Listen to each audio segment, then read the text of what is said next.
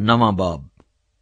ان سب باتوں پر میں نے دل سے غور کیا اور سب حال کی تفتیش کی، اور معلوم ہوا کہ صادق اور دانش مند اور ان کے کام خدا کے ہاتھ میں ہیں۔ سب کچھ انسان کے سامنے ہے، لیکن وہ نہ محبت جانتا ہے نہ عداوت۔ سب کچھ سب پر یکساں گزرتا ہے، صادق اور شریر پر، نیکوکار اور پاک اور ناپاک پر، اس پر جو قربانی گزرانتا ہے اور اس پر جو قربانی نہیں گزرانتا، ایک ہی حادثہ واقع ہوتا ہے۔ جیسا نیکوکار ہے ویسا ہی گنہگار ہے، جیسا وہ جو قسم کھاتا ہے ویسا ہی وہ جو قسم سے ڈرتا ہے۔ سب چیزوں میں جو دنیا میں ہوتی ہیں، ایک زبونی یہ ہے کہ ایک ہی حادثہ سب پر گزرتا ہے۔ ہاں، بنی آدم کا دل بھی شرارت سے بھرا ہے، اور جب تک وہ جیتے ہیں حماقت ان کے دل میں رہتی ہے، اور اس کے بعد مردوں میں شامل ہوتے ہیں۔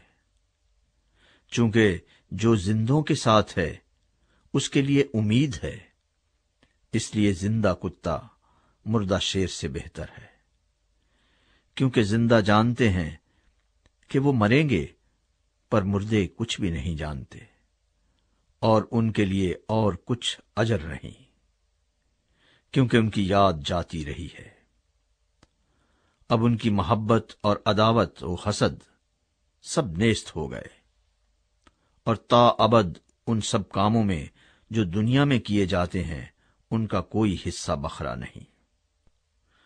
اپنی راہ چلا جا، خوشی سے اپنی روٹی کھا اور خوش دلی سے اپنی مے پی، کیونکہ خدا تیرے اعمال کو قبول کر چکا ہے۔ تیرا لباس ہمیشہ سفید ہو اور تیرا سر چکناہٹ سے خالی نہ رہے۔ اپنی بطالت کی زندگی کے سب دن جو اس نے دنیا میں تجھے بخشی ہے، ہاں، اپنی بطالت کے سب دن اس بیوی کے ساتھ جو تیری پیاری ہے، عیش کر لے کہ اس زندگی میں اور تیری اس محنت کے دوران میں جو تو نے دنیا میں کی، تیرا یہی بخرا ہے۔ جو کام تیرا ہاتھ کرنے کو پائے اسے مقدور بھر کر، کیونکہ پاتال میں جہاں تو جاتا ہے نہ کام ہے، نہ منصوبہ، نہ علم، نہ حکمت۔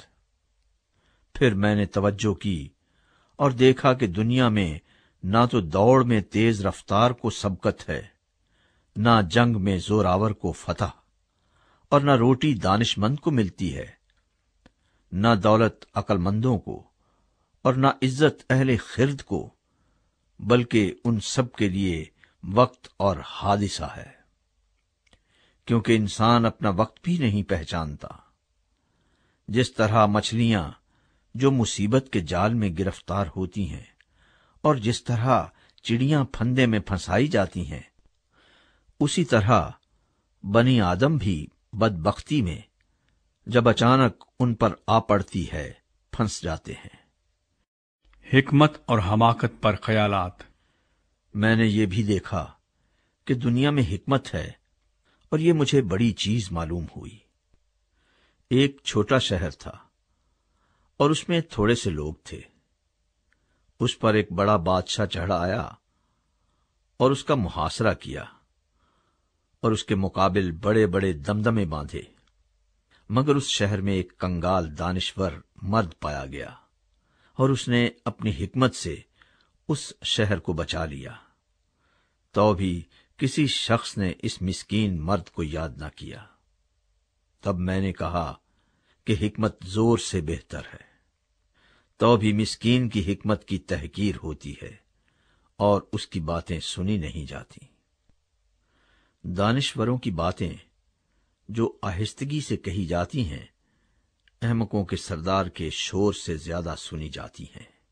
حکمت لڑائی کے ہتھیاروں سے بہتر ہے، لیکن ایک گنہگار بہت سی نیکی کو برباد کر دیتا ہے۔